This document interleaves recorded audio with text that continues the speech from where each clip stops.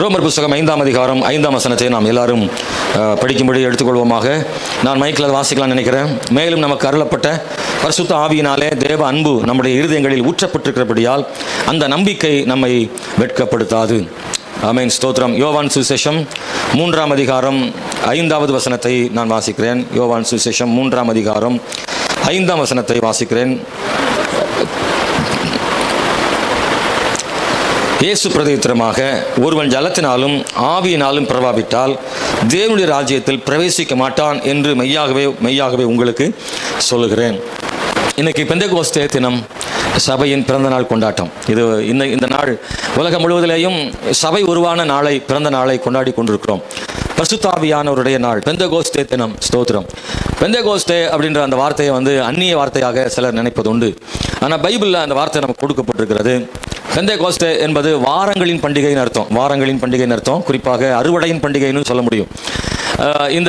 இது கிரேக்க வார்த்தையானது. பெந்தெகோஸ்தே என்ற வார்த்தை ஒரு கிரேக்க வார்த்தை. அன்பானவர்களே, இதுக்கு 50வது என்ற அர்த்தம். 50வது என்ற அர்த்தம். அதாவது 7 வாரங்கள் கழித்து அடுத்து வருகிற அந்த நாள் 50வது நாளாக கருதப்படுகிறது. 7 49 நாட்கள் ஆயிடும். ஆகவே 7 வாரங்கள் அறுவடையின் பண்டிகையாக கொண்டாடப்படுகிறது. பஸ்கா பண்டிகைக்கு பின்பு வருகிற 7 வாரங்களுக்கு அடுத்து வருகிற நாள் அது பெந்தெகோஸ்தே நாளாக, அறுவடையின் பண்டிகையாக யூதர்கள் கொண்டாடினார்கள். அந்த 50வது நாளில் தான் எருசலேமில் 120 பேர் மேல் மாடியில் கூடி அவர்கள் ஜெபித்துக் கொண்டிருந்த போது பரிசுத்த ஆவியானவர் அவங்க மேலே வல்லமையாக ஊற்றப்பட்டார். ஆண்டவர் வாக்குத்தத்தம் பண்ணினபடி யோவேல் தீர்க்கதரிசி யோவேல் 2ஆம் அதிகாரத்தில் 28, 29 வசனங்களில் சொன்னபடியாக உன்னத பலத்தால் ஆண்டவர் தம்முடைய பிள்ளைகளை ஆண்டவர் நிரப்பினதை அப்போஸ்தலர் 2ஆம் அதிகாரத்திலே நான் வாசிக்கிறோம். அந்த வசனங்களை உங்களுக்கு வாசித்தால் மறுபடியும் நினைப்பதற்கு உதவியாக இருக்கும். நான் வாசிக்கிறேன். அப்போஸ்தலர் 2ஆம் அதிகாரம். பெந்தெகோஸ்தே என்னும் நாள் வந்தபோது அவர்கள் எல்லாரும் ஒருமனப்பட்டு ஓரிடத்தில் வந்திருந்தார்கள். அப்பொழுது பலத்த காற்று அடிக்கிற முழக்கம் போல வானத்திலிருந்து சடிதியாய் ஒரு முழக்கம் உண்டாகி அவர்கள் உட்கார்ந்திருந்த வீடு முழுவதையும் நிரப்பிற்று. அல்லாமலும் அக்கினிமயமான நாவுகள் போல பிரிந்திருக்கும் நாவுகள் அவர்களுக்கு காணப்பட்டு அவர்கள் ஒவ்வொருவர் மேலும் வந்து அமர்ந்தது. அவர்கள் எல்லாரும் பரிசுத்த ஆவியினால் நிரப்பப்பட்டு ஆவியானவர் தங்களுக்கு தந்தருளின வரத்தின்படியே வெவ்வேறு பாஷைகளிலே பேசத் தொடங்கினார்கள். வானத்தின் கீழ் இருக்கிற சகல தேசத்தாரிலும் இருந்து வந்த தேவ பக்தி உள்ள யூதர்கள் அப்பொழுது எருசலேமிலே வாசம் பண்ணினார்கள். அந்த சத்தம் உண்டான போது திரளான ஜனங்கள் கூடி வந்து தங்கள் பாஷையிலே அவர்கள் பேசுகிறதை அவரவர்கள் கேட்டபடியினாலே கலக்கமடைந்தார்கள். எல்லாரும் பிரமித்து ஆச்சரியப்பட்டு ஒருவரை ஒருவர் பார்த்து, இதோ பேசுகிற இவர்கள் எல்லாரும் கலிலேயர் அல்லவா? அப்படி இருக்க நம்மில் அவரவர்களுடைய ஜென்ம பாஷைகளிலே இவர்கள் பேச கேட்கிறோமே, இது எப்படி? பார்த்தரும், மேதரும், ஏலாமித்தரும், மெசொப்பொத்தேமியா, யூதயா, கப்பதோக்கியா, பொந்து, ஆசியா, பிரிகியா, பம்பிலியா, எகிப்து என்னும் தேசத்தார்களும், சிரேனே பட்டணத்தை சுற்றி இருக்கிற லிபியாவின் திசைகளிலே குடியிருக்கிறவர்களும், இங்கே சஞ்சரிக்கிற ரோமாபுரியரும் யூதரும் யூத மார்க்கத்து அமைந்தவர்களும் கிரேத்தரும் அரேபியருமாகிய நாம் நம்முடைய பாஷைகளிலே இவர்கள் தேவனுடைய மகத்துவங்களை பேச கேட்கிறோமே என்றார்கள். எல்லாரும் பிரமித்து சந்தேகப்பட்டு இது என்னமாய் முடியுமோ என்று ஒருவர் சொல்லிக் கொண்டார்கள். மற்றவர்களோ இவர்கள் மதுபானத்தினால் நிறைந்திருக்கிறார் என்று பரியாசம் பண்ணினார்கள். அதுக்கு பிறகு பேதுரு எழும்பி நின்று அவர்களுக்கு பிரசங்கம் பண்ணுகிறதை பின்பு நாம் அதை படிக்கிறோம். ஸ்தோத்திரம். பேதுரு சொல்கிறார், நீங்கள் நினைக்கிறபடி இவர்கள் மதுபானம் அருந்தவில்லை, அவர்கள் குடித்து வெறிக்கவில்லை. எல்லாரும் நீங்கள் நினைக்கிறபடி வெறி கொண்டவள் அல்ல. தீர்க்கதரிசி யோவேலினால் உரைக்கப்பட்டபடி இது எல்லாம் நடந்தேறுகிறது என்று பேதுரு ஜனங்களுக்கு பிரசங்கம் பண்ணினதை பின்பு நாம் அதெல்லாம் வாசிக்கிறோம். அந்த பிரசங்கத்தின் முடிவில் அநேக 3000 பேர் அவர்கள் ரட்சிக்கப்பட்டதை இந்த வேதத்தில் காண முடிகிறது. பரிசுத்த ஆவியின் அபிஷேகத்தை குறித்து நாம் ஏற்கனவே அறிந்திருந்தாலும் இன்னும் ஒருமுறை கூட இந்த பரிசுத்த ஆவியின் அபிஷேகத்தின் முக்கியத்துவத்தை நாம் சரியாக அறிந்து கொள்ள வேண்டும். பரிசுத்த ஆவி ஒவ்வொரு கர்த்தருடைய பிள்ளைகளுக்கும் மிக அவசியம், தேவை. ஸ்தோத்திரம். அல்லேலூயா. ஒருவேளை பரிசுத்த ஆவியின் அபிஷேகம் பெறாதவர்கள் அதற்காக வாஞ்சித்து நீங்கள் பெற்றுக்கொள்ளுங்கள். காரணம் என்னவென்றால் இயேசு கிறிஸ்து பரிசுத்த ஆவியை பெற்றுக்கொண்டார். அவருடைய அப்போஸ்தலர்கள் பரிசுத்த ஆவி பெற்றுக்கொண்டார்கள். அவர்கள் பரிசுத்த ஆவியின் அபிஷேகத்தை குறித்து அவர்கள் பிரசங்கம் பண்ணினார்கள். இந்த பரிசுத்த ஆவியின் அபிஷேகத்தை நாமும் பெற்றுக்கொள்ளும்படி வேதம் நமக்கு சொல்லிக்கொண்டே இருக்கிறது. இது பரிசுத்த ஆவியின் காலம். அது பழைய ஏற்பாடு பிதாவின் காலமாக நாம் வாசிக்கிறோம். பிதாவினுடைய ஆளுகை பழைய ஏற்பாட்டில் அதிகமாக நாம் பார்க்கிறோம். பிதா, குமாரன், பரிசுத்த ஆவியானுடைய பிரசன்னம் முழு வேதாகமத்தில் இருந்தாலும் பழைய ஏற்பாடு முழுவதும் பிதாவினுடைய ஆளுகையை நாம் அதிகம் பார்க்குறோம். அதே போல் சுவிசேஷங்களில் இயேசு கிறிஸ்துனுடைய பிறப்பு, வளர்ச்சி, அவருடைய பாடு, மரணங்கள், உயிர்த்தெழுதலை சுவிசேஷங்களில் பார்க்கிறோம். அப்போஸ்தலர் நடவடிக்கைகள் முதற்கொண்டு வெளிப்படுத்தின விசேஷம் வரைக்கும் மட்டுமல்ல, இன்று வரைக்கும் பரிசுத்த ஆவியானவருடைய ஆளுகை, அவருடைய காலமாக இது இருக்கிறது. ஆமென், ஸ்தோத்திரம். இந்த பரிசுத்த ஆவியானவரே நம்மை ஆயத்தப்படுத்துகிறார், நம்மை பரிசுத்தப்படுத்துகிறார், சத்தியத்துக்குள் நடத்துகிறார், நம்மை தேவனுக்கு பிரியமானவர்களாக உருவாக்குகிறார். அவருடைய வருகைக்காக பரிசுத்த ஆவியை நம்மை ஆயத்தப்படுத்தி அவர் வரும் பொழுது நாம் நீதி உள்ளவர்களாக அவருக்கு முன்னாடி நிற்கும்படியாக தேவன் நம்மை கொண்டு போய் சேர்க்க இது அவருடைய காலமாக இருக்கிறது. இந்த காலத்தில் பரிசுத்த ஆவியானவருக்கு நாம் ஒப்பு கொடுக்கும் போது அவர் நம்மை பரிசுத்தமாக்கி அவர் நம்மை ஆயத்தப்படுத்துகிறார். அவர் அநீதியை குறித்து நமக்கு கண்டித்து உணர்த்துகிறார். நாம் தவறு செய்யும் போது, நாம் வழிமாறும் போது பரிசுத்த ஆவியானவர் தான் நமக்கு சரியான பாதையை காண்பிக்கிறார். பிதாவானவர் தம்முடைய பரிசுத்த ஆவியை நமக்கு தந்து நம்மை உருவாக்குவதற்கு தேவன் நமக்கு கிருபை பாராட்டுகிறார். மணவாளனாகிய கிறிஸ்துவுக்கு மணவாட்டியை ஆயத்தம் செய்கிற ஒரு வேலையை பரிசுத்த ஆவியானவர் நமக்கு செய்து வருகிறார். எனவே பரிசுத்த ஆவிக்கு இடம் கொடுக்கிறவர்கள் தேவனுக்கு பிரியமானவர்களாக மாற்றப்படுகிறார்கள். பரிசுத்த ஆவி மிக அவசியம், தேவை என்பதை நாம் ஒருபோதும் மறந்துவிடக்கூடாது. அல்லேலூயா. 2 மேலறைகளுக்கு இடைப்பட்ட காலமாக இந்த பெந்தெகோஸ்தே பண்டிகை இருக்கிறது. முதல்ல ஒரு மேல் மாடியை நாம் பார்க்கிறோம். அதில் இயேசு கிறிஸ்து அவர் தம்முடைய சீஷர்களோடு கூட பஸ்காவை ஆசரிக்கிறார். அப்படித்தானே? அவருடைய பாடு மரணத்துக்கு முன்னாடி ஒரு மேல் மாடியில் போய் ஆண்டவர் தம்முடைய பஸ்காவை அனுசரிக்க சீஷர்களை அனுப்பி விடுகிறார். அந்த இடத்தை ஆயத்தப்படுத்தி அங்கே அவர் பஸ்காவை அனுசரிக்கிறார். அப்பத்தை பிட்டு தம் சீஷர்கள் கொடுக்கிறார். திராட்சை ரசத்தை ஸ்தோத்திரம் பண்ணி அவர்களுக்கு கொடுக்கிறார். இது என்னுடைய சரீரத்துக்கு அடையாளமாக இருக்கிறது என்று சொல்லி, இது ரத்தத்துக்கு அடையாளமானது என்று சொல்லி அவர்களுக்கு அதை கொடுக்கிறார். அதற்கு பிறகுதான் அவர் காட்டி கொடுக்கப்பட்டு பாடு மரணம் அனுபவித்து மரித்து உயிர்த்தெழுகிறார். அங்கே ஒரு மேல் மாடியில் பஸ்கா தொடங்குகிறது. அதற்கு பிறகு இயேசு கிறிஸ்து மரித்த பின்பு அவர் சொல்கிறார், ஸ்தோத்திரம், உங்களுக்காக நான் ஒரு வாசஸ்தலத்தை ஆயத்தம் பண்ண போகிறேன். இயேசு கிறிஸ்து அவர் பரமேறி போகிறார்.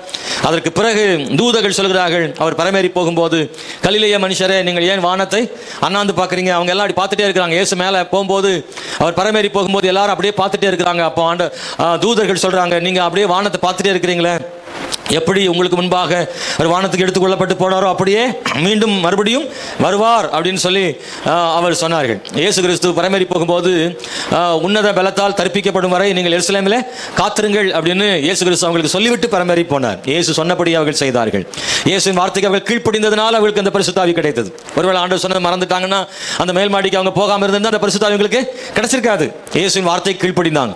அப்புறம் ஒருமனமாக ஓரிடத்தில் கூடி வந்தார்கள். அந்த மேல் மாடியில் அவர்கள் கூடி வந்திருந்தார்கள். அதில் நீங்கள் பார்த்தீங்கன்னா நிறைய தேசத்தின் மக்கள் அங்கே சுற்றி நின்று வேடிக்கை பார்க்கிறார்கள். 120 பேர் அங்கே அந்த மேலறையிலே கூடி அவர்கள் ஜெபம் பண்ணுகிறார்கள். அதில் இயேசு கிறிஸ்துவின் தாயும் இருக்கிறார்கள். அவருடைய சீஷர்கள் 12 பேர் அதில் இருக்கிறார்கள். ஒருவன் அவன் காட்டி கொடுத்து மாண்டு போனான். அதற்கு பதிலாக ஒரு சீஷனை அவர்கள் அப்போஸ்தலனாக ஏற்படுத்தினார்கள். அவர்களை தாண்டி அந்த 12+1 மரியாதை சேர்த்து 13 பேர், அது அல்லாமல் இன்னும் மற்ற சீஷர்களும் சேர்த்து 120 பேர். முதல் சபை அன்னைக்கு தான் ஆரம்பிக்கிறாங்க. 120 பேர் கூடி ஜெபித்தார்கள். இயேசு பரமேறின நாளிலிருந்து, அவர் பரலோகத்துக்கு எடுத்துக்கப்பட்ட நாளில் இருந்து அந்த பெந்தெகோஸ்து நாள் வரைக்கும், அதாவது இடத்துல ஒரு 10 நாட்கள் அவர்கள் அந்த மேல் மாடியில் கூடி ஜெபித்துக் கொண்டே இருந்தார்கள். ஸ்தோத்திரம். அது காத்திருத்தலுக்கு காரணமாக இருக்கு. இல்ல, பரிசுத்தாவி ஊற்றப்பட்டதற்கு 3 விஷயத்தை நாம் சொல்ல முடியும். பரிசுத்தாவி அவங்களுக்கு ஏன் கிடைத்தார்? அந்த 120 மேல பரிசுத்தாவி கிடைப்பதற்கான ஆதாரம் என்ன, காரணம் என்ன எடுத்துட்டா, முதல்ல நம்பர் 1 கீழ்ப்படிந்தாங்க. நான் சொன்னேன், அவங்க கீழ்ப்படிஞ்சதுனால தான் அவங்களுக்கு பரிசுத்தாவி கிடைச்சது. 2வது ஒருமனப்பட்டிருந்தாங்க. 3வது காத்திருந்தார்கள். இந்த 3 ரொம்ப முக்கியமானது. இந்த 3 இல்லைன்னா அவங்க இந்த பரிசுத்தாவின் அபிஷேகத்தை பெற்றுக்கொள்ள முடியாது. இன்னைக்கும் இந்த கடைசி காலத்தில் கர்த்தருடைய வருகை சீக்கிரமாக இருக்கிறது. பரிசுத்தாவின் அபிஷேகத்தை பெற வேண்டியவர்களுக்கு தேவையான 3 விஷயம். 1, அவர்கள் கீழ்ப்படியது. அல்லேலூயா, ஸ்தோத்திரம். 2, ஒரு மனமா இருக்கணும். சிலர்லாம் ஒரு மனமா இல்லாமல் ஏதோ சிந்திச்சுட்டு யோசனையில் இருந்தாங்கன்னா தேவனுடைய ஆவியான நமக்கு ஒருபோதும் கிரியை செய்ய முடியாது. பரிசுத்தாவியும் கிடைக்க போறதில்ல, ஆண்டுடைய வார்த்தையும் நமக்கு கிடைக்க போறதில்ல. எப்போ ஜெபம் பண்ணாலும் சரி, பிரசங்கம் கேட்டாலும் சரி, ஆண்டுடைய சமூகத்துக்கு எப்போ வந்தாலும் சரி, ஒரு மனமா இருக்கணும். ஒரு மனமானவர்கள் அல்லேலூயா சொல்லுவோமா? ஒரு மனம் இல்லாதவர்கள் அல்லேலூயா சொல்லுவோமா? கவனமாக தான் இருக்கீங்க போல தெரியுது. சிலர்லாம் இங்கே தான் இருப்பாங்க, ஆனால் இங்கே இருக்க மாட்டாங்க. சபைக்குள்ளே தான் இருப்பாங்க, ஆனால் சபைக்குள்ளே அவங்க இருக்க மாட்டாங்க. அவங்க சரீரம் மட்டும் சபைக்குள்ளே இருக்கும். அவங்க சிந்தையெல்லாம் வேற எங்கே யோசிச்சுட்டு இருப்பாங்க. அதுக்கு சில காரணங்கள் இருக்கலாம். சில நேரத்தில் அவங்களுக்கு சில பாடு, சில தேவை, சில பிரச்சனைகள், அவங்க குடும்பத்தின் கண்ணீர்கள் இல்லை, அப்படி ஒரு நெருக்கடிகள் இருக்கும்போது அவங்க மனசு அப்படியே அதை யோசிச்சிட்டே இருக்கும். நாளைக்கு என்ன செய்ய போகிறோமோ தெரியலையே அப்படின்ற யோசனையெல்லாம் இருக்கும். அதனால தான் ஆண்டு நாளைய தினத்தை குறித்து கவலைப்படாத, கர்த்தர் எல்லாவற்றையும் பார்த்து கொள்வார்னு. ஆமென், ஸ்தோத்திரம். சிலருடைய வேலை பளு அதிகமாக இருக்கும், சில குடும்ப நெருக்கடிகள் இருக்கும், இப்படி ஏதாவது ஒரு விஷயங்கள் இருக்கலாம், பிள்ளைகளை குறித்து தானே பாரங்கள் ஒரு வேலை இருக்கலாம், இப்படி ஏதோ ஒன்று மனசுக்குள்ள ஓடிட்டே இருக்குல்ல. யாரும் சும்மா இருக்கிறது இல்லை, ஏதோ ஒரு சிந்தனை ஓடிட்டே இருக்கும் ஒருத்தருக்குள்ள. ஆனால் ஆலயத்துக்குள்ள வந்த உடனே அதெல்லாம் ஒட்டுமொத்தமாக தூக்கி அவர் சமூகத்தில் வச்சுட்டு, இன்னைக்கு எனக்கு என்ன சொல்ல போறீங்க ஆண்டவரே, நீங்க எனக்கு என்ன செய்ய போறீங்க ஆண்டவரே, உங்க சமூகத்தில் காத்திருக்கிறப்பா, எனக்காக யாவையும் செய்து முடிக்கிறவர் நீர். நம்புறீங்களா? ஆமென், அல்லேலூயா. கர்த்தருடைய சமூகத்துக்கு வரும்போது நம்முடைய ஒரு மனதை கெடுக்கிற எந்த விஷயத்தையும் ஆண்டவருடைய சமூகத்தில் இறக்கி வச்சுட்டு ஆண்டவரே உம்மை துதிக்கிறோம்ல. பைபிள்ல ஒரு மனத்தை கெடுக்கிற பல விஷயம் தேவ மனுஷர்களுக்கு இருந்திருக்கு. அன்னாளுக்கு, யோபுவுக்கு, இன்னும் நிறைய பரிசுத்தவான்களுக்கு அவங்க ஒரு மனம் கெட்டு போற மாதிரி நிறைய அவங்க நெருக்கடிகளுக்குள்ள இருந்தாங்க. ஆனாலும் அவர்கள் தேவ சமூகத்தில் ஒரு மனமாக ஜெபித்திருக்கிறார்கள். இல்லை, அண்ணாளுக்கு இருந்த நெருக்கடி அதிகம். அவருக்கு கண்ணுக்கு முன்னாடி நிறைய படமெல்லாம் ஓடும். நிறைய பேர் பேசுனது, அவளுடைய அது என்ன சொல்லியிருக்கு, சக்கலத்தியா, அவள் சொன்ன வார்த்தை, இப்படி நிறைய பேர் பேசின அவதூறான வார்த்தைகள், அவங்க காயப்படுத்தின வார்த்தை, இதெல்லாம் அவ கண்ணுக்கு முன்னாடி இருந்திருக்கும். அவ காதுகளை துணிச்ச மாதிரி இருந்திருக்கும். அவங்க திட்டினதெல்லாம் யோசிச்சுட்டே இருந்தா அவ எப்படி ஒரு மனமா ஜெபிக்க முடியும்? ஆலயத்தில் ஏலி கூட அவளை பேசுறா, அவரு குடிச்சிட்டு ஜெபம் பண்றியான்னு. அப்போ இதெல்லாம் அவர் நினைச்சானா ஒரு மனமா ஜெபம் பண்ண முடியாது. அப்படின்னா அன்னாள் இத்தனை கஷ்டங்கள்லையும், இத்தனை பாடுகள்லையும், இத்தனை போராட்டங்கள்லையும் ஆண்டவர்கிட்ட ஒரு மனமா ஜெபம் பண்ண முடிஞ்சதுன்னா அப்போ அவருடைய பாரத்தை இறக்கி வச்சிருக்காள். அவளால முடியும்னா நம்மளால முடியும். அல்லேலூயா. நல்ல நீங்க சபைக்குள்ள வந்த உடனே நான் ஒரு இடத்துல எழுதி போட்டிருந்தேன், உள்ளே வரும்போது உங்களுடைய பாதரட்சைகளை மட்டுமல்ல உங்களுடைய பாரங்களை இறக்கி வச்சு விட்டுட்டு வந்துருங்கன்னு போட்டிருந்தாங்க. அது முழுமையான அந்த வார்த்தை எனக்கு கரெக்டாக ஞாபகம் இல்லை, ஆனால் இந்த அர்த்தத்தை நான் சொல்கிறேன். உள்ளே வரும்போது உங்கள் பாதரட்சைகளை மட்டுமல்ல உங்கள் எண்ணங்களையும் இறக்கி வைத்திருங்கன்னு சொல்லி. நம்மளும் அப்படி தான், சபைக்குள்ளே வரும்போது எல்லாத்தையும் விட்டுட்டு என்ன செஞ்சுருங்க, ஆலயத்தில் இறக்கி வச்சிருங்க. பாரத்தை சுமந்து கொண்டே தேவனுடைய வார்த்தைகளை கேட்க முடியாது. பாரங்களை சுமந்து கொண்டே உண்மையாக ஜெபிக்கவும் முடியாது. இந்த பாரங்கள் நம்மளை ஜெபிக்க விடவே விடாது. அது நம்மளை போட்டு மனசை கெடுத்து அது யோசிச்சுட்டே இருக்க வச்சிட்டோம். யோசிச்சுட்டே இருக்கிறவன் யோசிச்சுட்டே தான் இருப்பான். அவர்களை இறக்கி வச்சுட்டு ஆண்டவர் சமூகத்தில் ஜெபிக்கிறவன் தேவனிடத்திலிருந்து வெற்றிகளை பெற்றுக் கொள்கிறான். அல்லேலூயா. ஒரு மனமில்லாத ஜெபம் கேட்கப்படாது தானே. அப்படின்னா ஒரு மனதை கெடுக்கிறவைகளை எல்லாம் நம்ம எடுத்து போடணுமே. இவைகள் மத்தியில் யாக்கோபு கூட அவனுக்கு நிறைய பிரச்சனை மத்தியில் தான் அவன் ஜெபம் பண்ணான். இல்லை, எலியாவுக்கும் நிறைய பிரச்சனை. அவனை கொல்றதுக்கு ராஜாவின் மனைவி எதிர்பார்த்து காத்திருக்கிறார். ஆட்கள் எல்லாம் செட் பண்ணியிருக்கான். அவள் எப்போதுமே பொய் சாட்சிகளை ஏற்படுத்துறவா. ஒரு ஆளை கொல்லணும்னு நினச்சிட்டா எசபேல் கொன்றுவா. கொடுமையான பொம்பளவா அவள். பாருங்க, ஸ்தோத்திரம். திராட்சை தோட்டத்தை கொடுக்காத ஒருவனை கொன்று போட்டவள். அதே போல எலியாவையும் கொல்லுவதற்கு ஆயத்தம் செய்து வைத்திருக்கிறாள். இவ்வளவு கஷ்டத்திலையும் தனக்கு இருக்கிற பெரிய பயமுறுத்தல்கள் மத்தியிலையும் எலியாவை பற்றி யாக்கோபு நிருபத்தில் எழுதியிருக்கு. எலியா நம்மை போல பாடுள்ள மனுஷனாக இருந்தும் கருத்தாக ஜெபித்தான். அந்த கருத்தான்ற வார்த்தைக்கு என்ன மீனிங்னா, ஒரு மனமும் அதில் என்ன செய்யுது இருக்கு. அதை ஒரு மனம் இல்லாமல் கருத்தா ஜெபம் பண்ண முடியாதுல்ல. உண்மையாக ஜெபிக்க முடியாது. ஒரு மனம் இல்லைன்னா உண்மையாக ஜெபிக்க முடியாது. வேற சிந்தையோட உண்மையாக ஜெபிக்க முடியாது. எலியா தனக்கு இருக்கிற எல்லா பயமுறுத்தல்களையும் தூக்கி வச்சுட்டு ஆண்டவர்கிட்ட நேரடியாக, அவனுக்கும் ஆண்டவருக்கும் இடையில எந்த இடையூறும் இல்லாமல் ஆண்டவர்கிட்ட உண்மையாக ஜெபம் பண்ணான். அதனால தான் அவனுடைய ஜெபத்தை ஆண்டவர் கேட்டு மழையை பெய்ய பண்ணினார்னு பைபிளில் படிக்கிறோம். எனவே நமக்கு தேவையானது இந்த கீழ்ப்படிதலும் ஒரு மனமும் அப்புறம் காத்திருத்தலும் ரொம்ப அவசியம் தேவை. ஆண்டவருக்குன்னு காத்திருக்கிற ஒரு மனுஷனை தேவன் தம்முடைய வல்லமையாலும் ஆவியினாலும் தேவன் நிரப்புகிறவராக இருக்கிறார். எனக்கு இந்த காலவேளை தேவனுடைய பிள்ளைகளை முழுவதுமாக உங்களை ஒப்பு கொடுங்க. இந்த பரிசுத்தாவி சிலருக்கு இந்த பரிசுத்தாவின் முக்கியத்துவம் நிறைய பேருக்கு தெரியல. பரிசுத்தாவின் அபிஷேகத்தின் முக்கியத்துவத்தை ஒரு மனுஷன் அறிந்திருந்தால் அந்த பரிசுத்தாவிக்காக ரொம்ப ஜெபம் பண்ணுவான். பரிசுத்தாவியானவர் நம்மோடு கூட இருப்பது தேவனோடு நெருக்கமாக வாழ்வதற்கான ஒரு பெரிய அடையாளமாக இருக்கு. தேவன் ஒரு மனிதனை வெற்றி உள்ள பாத்திரமா மாற்றணும்னா பரிசுத்தாவின் அபிஷேகத்தை தர்றார். அவரே வாக்கு பண்ணுகிறார். பரிசுத்தாவின் அபிஷேகம் தேவையில்லை என்றால் தன் அப்போஸ்தலர்களுக்கு அதை கொடுத்திருக்க மாட்டார். ஆண்டவர் அதை முக்கியப்படுத்துகிறார். உன்னத பலத்தால் தரிப்பிக்கப்படும் வரை எருசலேமிலே காத்துங்கள்னு அவங்களை அனுப்புறது காரணம் அது ரொம்ப முக்கியமானதானால. விசுவாசிகள் ரட்சிக்கப்பட்டோம், ஞானஸ்நானம் எடுத்தோம். அதுக்கு அடுத்தபடியாக பரிசுத்தாவின் அபிஷேகம் முக்கியமானது. ரட்சிப்பு எவ்வளவு முக்கியமோ அவ்வளவு ஞானஸ்நானம் முக்கியம். எவ்வளவு ஞானஸ்நானம் முக்கியமோ அவ்வளவு பரிசுத்தாவியம் முக்கியம். இதுல இதுதான் முக்கியம், இது தேவையில்லை, இது இல்லாட்டாலும் பரவாயில்லன்றதுக்கு இல்லை. இது எல்லாமே அவசியமாக இருக்கிறது. எனவே ஒவ்வொரு விசுவாசிகளும் பரிசுத்தாவின் நிறைவை பெற்றுக்கொள்ள தேவன் எதிர்பார்க்கிறார். இந்த பரிசுத்தாவியை நமக்குள்ள கொடுக்கிற ஆசீர்வாதங்களை எல்லாம் நான் உங்களுக்கு சொல்ல விரும்புகிறேன். அன்பான தேவனுடைய பிள்ளைகளே, ஸ்தோத்திரம். நாம் தேவனுடைய கட்டளைகளை கீழ்ப்படிவது நமக்கு ஒரு பெரிய ஆசீர்வாதமாக இருக்கிறது. ஸ்தோத்திரம். யூதருடைய முக்கியமான 3 பண்டிகைகள் ஒன்று வந்து பஸ்கா பண்டிகை, 2 கூடார பண்டிகை, 3 பெந்தேகோஸ்தே பண்டிகை. அவங்க பண்டிகையில் ரொம்ப முக்கியம். இன்னும் இதை தவிர நிறைய பண்டிகைகள் இருக்குது அவங்களுக்கு. ஆனால் இதில் அந்த பூரீம் பண்டிகை இது போன்ற பல பண்டிகைகள் யூதர்களுக்கு இருந்தாலும் யூதர்கள் முக்கியப்படுத்துகிற 3 பண்டிகைகளில் முக்கியமான ஒன்று பஸ்கா பண்டிகை. உங்கள்கிட்ட நான் கேட்க விரும்புகிறேன், பஸ்கா பண்டிகைன்னா என்னன்னு தெரியுமா உங்களுக்கு? புளிப்பில்லாத அப்ப பண்டிகையா? சரி, அது எதை வலியுறுத்துகிறது? அல்லது பஸ்கா பண்டிகை எதை ஞாபகப்படுத்துகிறது? அல்லது பஸ்கா பண்டிகை எதிலிருந்து வந்தது? பரவாயில்ல, கொஞ்சம் என் பிரசங்கம் ஞாபகம் வச்சிருக்கீங்கன்னு நினைக்கிறேன். அல்லேலூயா. சோதனை இவ்வளோ நாள் பேசுனது வீணா போகலன்னு நினைக்கிறேன். இஸ்ரவேல் ஜனங்கள் எகிப்திலிருந்து வெளியே வரும்பொழுது ஆண்டவர் அவங்களுக்கு ஒரு காரியத்தை சொன்னார். எல்லாரும் ஒரு ஆட்டுக்குட்டியை தேர்ந்தெடுத்து அந்த ஆட்டுக்குட்டியை வந்து நீங்கள் பலி செலுத்தி அதை ரத்தத்தை வீட்டு வாசலில் தெளிச்சுட்டு அப்புறம் புளிப்பில்லாத அப்பத்தோடும் அசப்பானக்கரோடையும் இந்த மாம்சத்தை சுட்டு நீங்கள் என்ன செய்யணும்?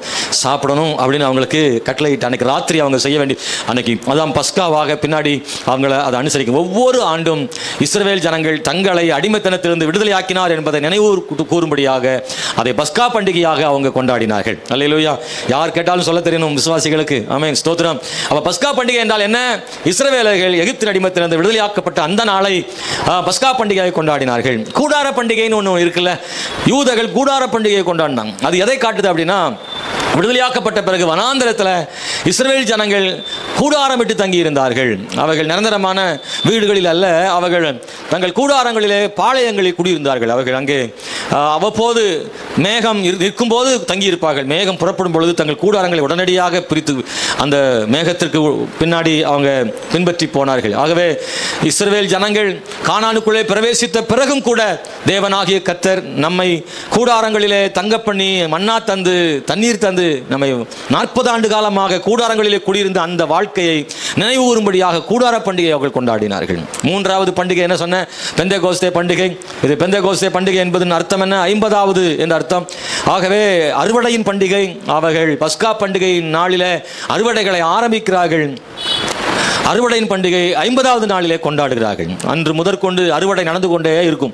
இஸ்ரவேலிலே அறுவடை நடந்து கொண்டே இருக்கும். அந்த அறுவடை முடிந்த போது தேவன் தந்த அறுவடையிலிருந்து தானியங்களை எடுத்து ஆண்டவருக்கு பலியாக, போஜன பலியாக தேவன் கொடுத்த அறுவடையில் இருந்து ஆண்டவர் அந்த தானியங்களை கொண்டு தேவ சமூகத்திலே படைத்து அறுவடைகளை தந்த தேவனுக்கு நன்றி செலுத்தும் விதமாக அந்த அறுவடை பண்டிகையை அவர்கள் கொண்டாடினார்கள். எனவே இந்த 3 பண்டிகைகள் மிக முக்கியமானது. அதெல்லாம் 3வது பண்டிகை அந்த அறுவடை பண்டிகை, அது பெந்தேகோஸ்தே பண்டிகை.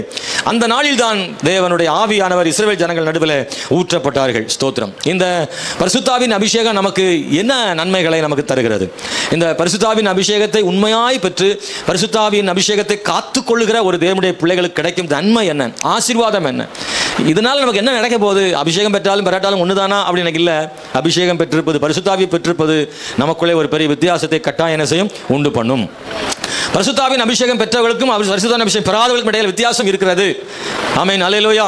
பரிசுத்தாவின் அபிஷேகம் பெறாதவர்களை போல தான் அபிஷேகம் பெற்றவங்களும் இருக்கிறாங்க அப்படின்னா என்ன அர்த்தம்? பரிசுத்தாவி பெறாதவர்கள் போல தான் பரிசுத்தாவி பெற்றவங்களும் இருக்காங்கன்னு என்ன அர்த்தம்? அவங்க சரியா அதை என்ன செய்யலை? பரிசுத்தாவியை அவங்க பயன்படுத்தலை, அல்லது அவங்க பெற்றுக்கொண்ட பரிசுத்தாவின் அபிஷேகத்தில் கொஞ்சம் சந்தேகம் இருக்குன்னு அர்த்தம். உண்மையா பரிசுத்தாவின் அபிஷேகத்தை பெற்று ஆவியில அனலா இருந்தா, அந்த பரிசுத்தாவியை காத்துக்கொள்றவங்களா இருந்தா, அந்த அபிஷேகத்தினால் அவங்களுக்கு நிச்சயமாக ஒரு வேறுபாடு உண்டு. அது அவங்களுக்கு ஒரு ஆசீர்வாதமானதாக இருக்கும். அதில் எந்த சந்தேகமும் கிடையாது. இல்லை, ஏன்னா பரிசுத்தாவி பெறாத பேதுருவுக்கும் பரிசுத்தாவி பெற்ற பேதுருவுக்கும் வித்தியாசம் இருந்தது. பரிசுத்தாவி பெறாத சீஷர்களுக்கும் பரிசுத்தாவி பெற்ற சீஷர்களுக்கும் வித்தியாசம் இருந்தது. பரிசுத்தாவி பெற்ற பிறகு அவங்க வாழ்க்கையில் மாற்றம் இருந்தது. பரிசுத்தாவி பெருமுன்பு இருந்த வாழ்க்கை வேறு, பரிசுத்தாவி பெற்ற பிறகு அவங்க வாழ்க்கை வேறு. இந்த வித்தியாசத்தை சீஷர்கள் மத்தியில் நாம் பைபிளில் பார்க்கிறோம். அதுபோல தான் இன்னைக்கும் பரிசுத்தாவின் அபிஷேகத்தை உண்மையாய் பெற்றிருந்தா நம்ம வாழ்க்கையில் ஒரு வித்தியாசத்தை பார்க்க முடியும். அல்லேலூயா. அன்பான கர்த்தருடைய பிள்ளைகளே, இந்த பரிசுத்தாவின் அபிஷேகத்தை நம்முடைய வாழ்விலே பெறும்போது ஒன்றை நாம் அனுபவிக்க முடிகிறது, ஒன்றை நாம் காண முடிகிறது. எப்போ பரிசுத்தாவின் அபிஷேகத்தை பெறுகிறோமோ அப்போ நமக்குள்ள விசுவாசமும் என்ன செய்து வருது. யார் பரிசுத்தாவின் அபிஷேகத்தை பெறுகிறார்களோ அவர்களுக்கு பரிசுத்தாவி பெறாத போது இல்லாத விசுவாசத்தை பரிசுத்தாவி பெற்ற பிறகு ஆண்டவர் அவங்களுக்கு கொடுக்குறார். ஒரு வசனத்தை படிக்க போறோம். அப்போஸ்தலர் நடபடிகள் 11ஆம் அதிகாரத்தில் 24வது வசனத்தை நான் வாசிக்க விரும்புகிறேன். அப்போஸ்தலர் நடபடிகள்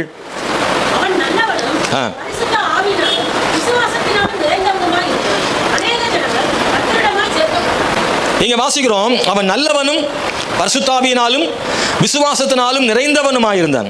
அநேக ஜனங்கள் கர்த்தரிடமாய் சேர்க்கப்பட்டார். யாரை பற்றி சொல்லியிருக்குன்னா பர்னபாவை பற்றி இங்கே நான் வாசிக்கிறோம். ஸ்தோத்திரம். இந்த பர்னபா பரிசுத்த ஆவியை பெற்றுக்கொண்டதுனால விசுவாசமும் அவனுக்குள் இருந்தால் சொல்லப்படுது. பரிசுத்த ஆவியின் அபிஷேகத்தையும் விசுவாசத்தையும் சேர்த்தே இந்த வசனத்தில் சொல்லியிருக்கு. அப்படிதான் நம்ம அதை வாசிக்கிறோம்.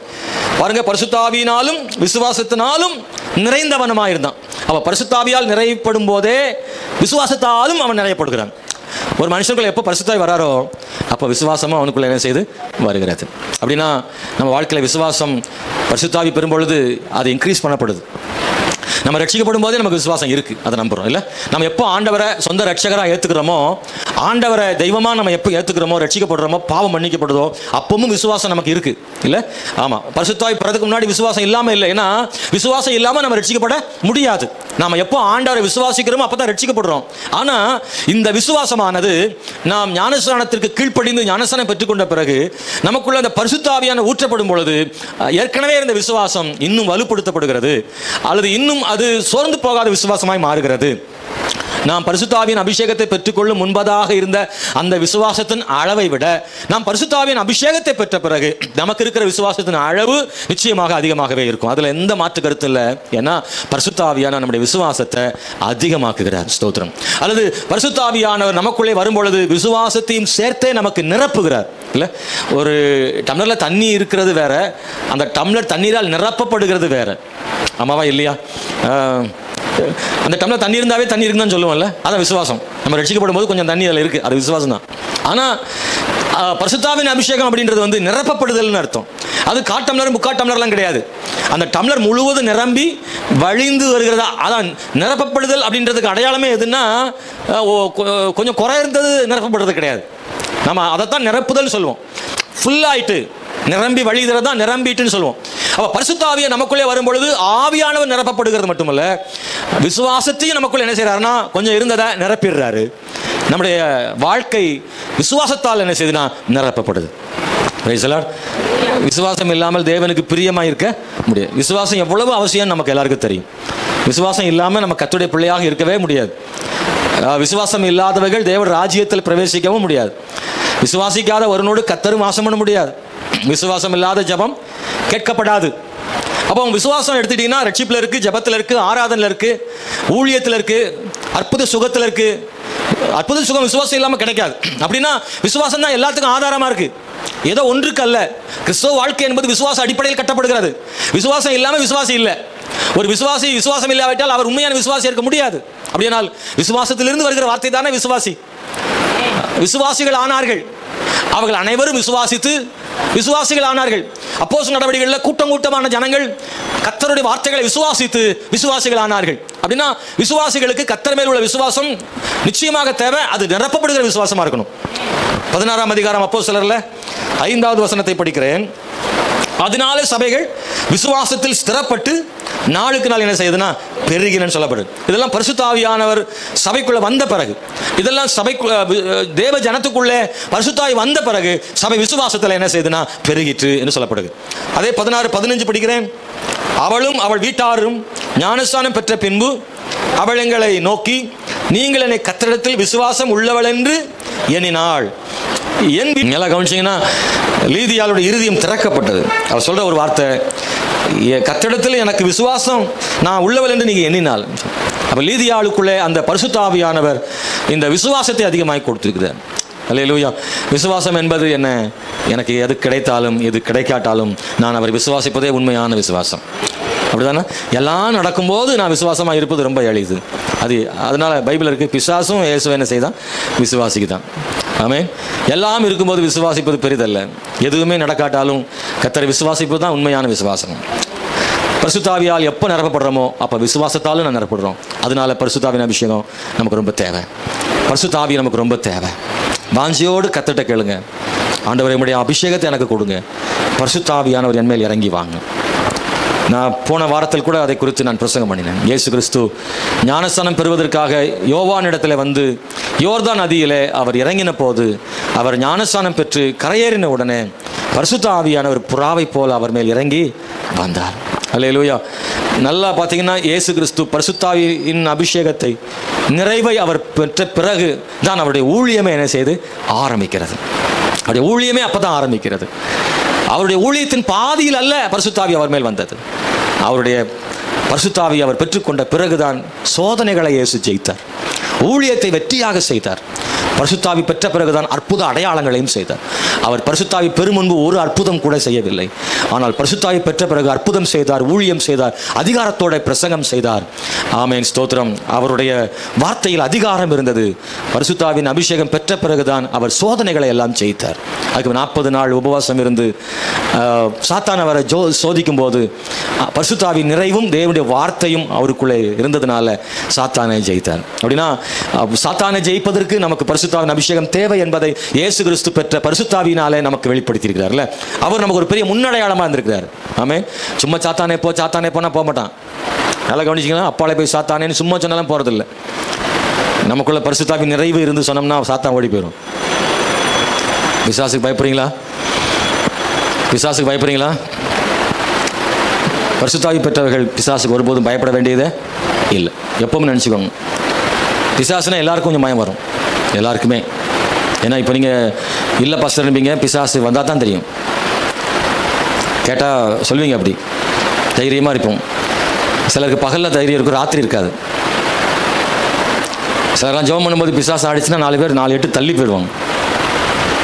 பரிசுத்தாவின் அபிஷேகத்தை பெற்றுக்கொண்டவங்க எத்தனை பிசாசு ஆடினாலும் சரி அங்கே நிற்பாங்க, தைரியமாக இருப்பாங்க. அல்லேலூயா. பிசாசுகிட்ட எல்லாரும் போய் நின்ற முடியாது. பரிசுத்தாவின் அபிஷேகம் பெற்றவங்க அதுக்கிட்ட போய் நின்று பேச முடியும், துரத்த முடியும், தைரியமாக கட்டளையிட முடியும். ஒரு பரிசுத்தாவின் அபிஷேகத்தை பெற்றவனை பார்த்து சாத்தான் பயப்படுவான். அவனுக்கு ஒரு பயம் இருக்கும். ஏன்னா ஆவியானவர் வல்லமையானவர்னு சாத்தானுக்கு தெரியும். அதனால் பரிசுத்தாவினிடத்தில் அவன் ஒருபோதும் மோதுவதில்லை, பரிசுத்தாவி பெற்றவனிடத்திலும் அவன் எதிர்த்து நிற்பதில்லை. அவன் ஓடி போய் விடுகிறான். இயேசு கிறிஸ்துவிடத்தில் சோதித்தான். ஆனால் இயேசு கிறிஸ்துடைய அதிகாரமுள்ள வார்த்தையை, வசனத்தை கேட்டு பிசாசு நடுங்கி போனான். பின்பு அவரை விட்டுவிட்டான். நம்முடைய வாழ்விலும் பல ரூபங்களில் சாத்தான் நமக்கு வருவான். நேரடியாக சாத்தான் நம்ம இடத்துல பெரும்பாலும் வர்றதில்லை, மறைமுகமாகவே பிசாசு நமக்குள் வருகிறான். காரணம், அவன் பெயர் வஞ்சிக்கிறவன் அர்த்தம். நேரடியாக வருவானால் நாம் கண்டுபிடித்து விடுவோம். நாம் கண்டுபிடிக்க முடியாதபடி பல்வேறு உருவங்களில் நம்மிடத்தில் வருவான், பல்வேறு சூழ்நிலைகள் நிமித்தமாக நம்மிடத்தில் வருவான். பரிசுத்தாவின் அபிஷேகத்தை பெற்றவர்கள் சாத்தானை ஜெயிக்கிறார்கள். ரெண்டாவது நான் சொல்கிறேன், பரிசுத்தாவின் அபிஷேகத்தினால் நமக்கு கிடைக்கும் நன்மை என்னென்னா, அப்போஸ்தலர் 10ஆம் அதிகாரம் 38வது வசனத்தை நான் படிக்க போகிறோம். அப்போஸ்தலர் 10:38 நசரேயனாகிய இயேசுவை தேவன் பரிசுத்த ஆவியினாலும் வல்லமையினாலும் அபிஷேகம் பண்ணினார். தேவன் அவருடனே கூட இருந்தபடியினாலே அவர் நன்மை செய்கிறவராயும் பிசாசின் வல்லமையில் அகப்பட்ட யாவரையும் குணமாக்குகிறவராயும் சுற்றி திரிந்தார். ரெண்டாவது, பரிசுத்தாவி ஒரு மனுஷங்களை வரும்பொழுது நன்மை செய்கிறவராக உள்ளவர். அந்த வசனத்தில் இருக்கு, தேவன் பரிசுத்த ஆவியினாலும் வல்லமையாலும் அபிஷேகம் பண்ணினார், அதனால நன்மை செய்கிறவராக இருந்தார். அப்போ பரிசுத்த ஆவியானுடைய அபிஷேகம் நமக்குள்ள வரும்போது என்னதும் சேர்ந்து வருது. சொல்லுங்க பார்க்கலாம், என்ன வருது? நன்மை வருதா? நன்மை வருதா? நன்மை வரல, நன்மை செய்தல் வருது. நீங்கள் நன்மைக்கு தான் ஆசைப்படுறீங்க, வழி நன்மை செய்ய ஆசைப்பட மாட்டேங்கிறீங்களே. ஒரு அலையில சொல்லுங்க.